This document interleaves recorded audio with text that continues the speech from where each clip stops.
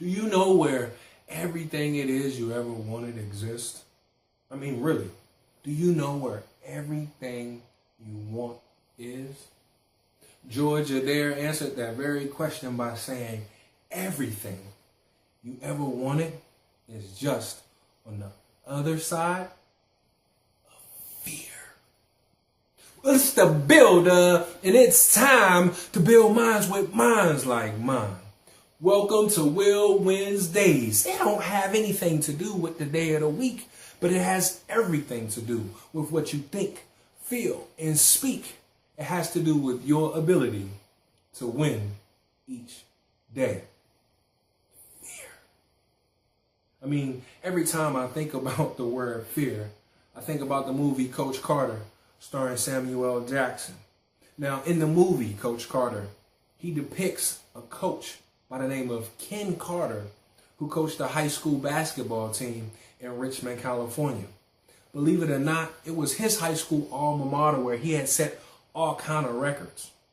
But yet when he got back, he was disappointed to see the disrespect, the level of rudeness, and the poor academic approach of the players and the young men.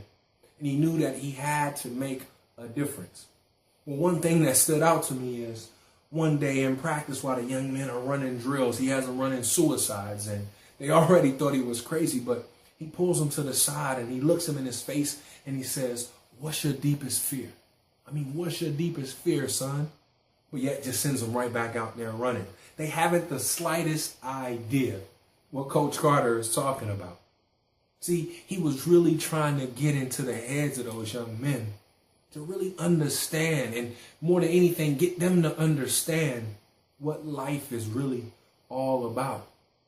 See, too many of us don't realize that our fear comes from being falsely educated or false evidence that's been presented to us. That's right. False education appearing real, or false evidence appearing real. But yet we take it and we run with it, and then the fear that we have becomes the stories that we continue to tell ourselves. But see, then it could very well be that you know what it is you want. You feel confident in it, and you say, "Hey, this is what I am going to do." But then you get some pushback and you get some ridicule, and all and everything it is that you want to be begins to fade endlessly after ridicule. It's vicious what happens, but then we say we're going to do this, and we tout ourselves to be the best of the best or the next of the next, and we're going to be that coming that is a coming. You know what I mean? Maybe it's been you to talk the talk, but then not walk the walk. So it becomes fake executed acts routinely.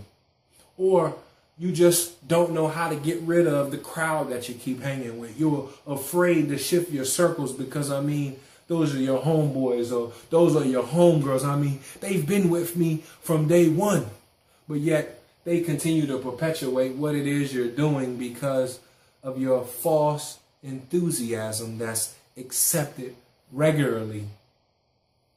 When are you going to just turn it all up and have mass enthusiasm and get the fear out of the way?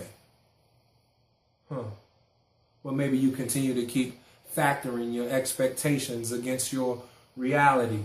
So you know the difference between where you want to go and where you are right now is just that gap. What are you going to do to close it? Are you scared? You had the moment. You see what it is you should be doing, but yet you're stuck. You won't move. You're frozen even after revelation.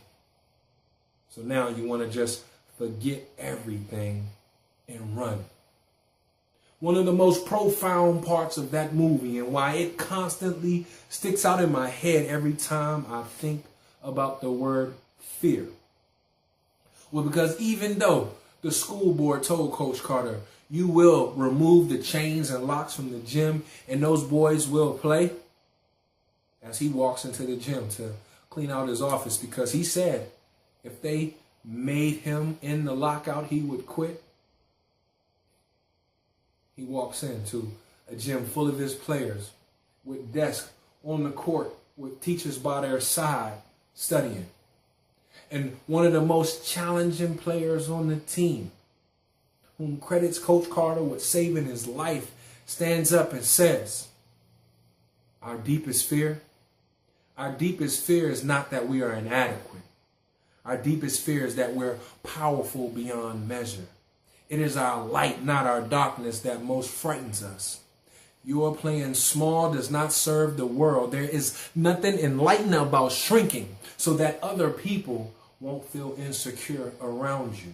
We are all meant to shine as children do.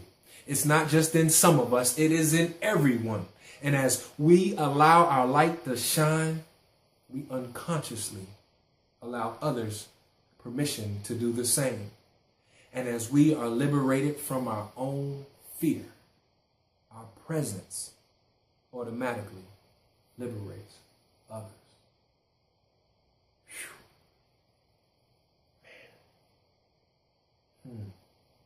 Once you're liberated, once you know that you can do anything, your mere presence, your mere aura, your mere energy begins to liberate others.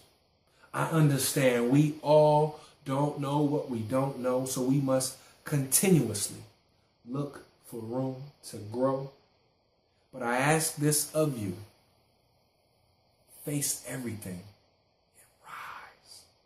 And if you will, I will, we will. Let's build.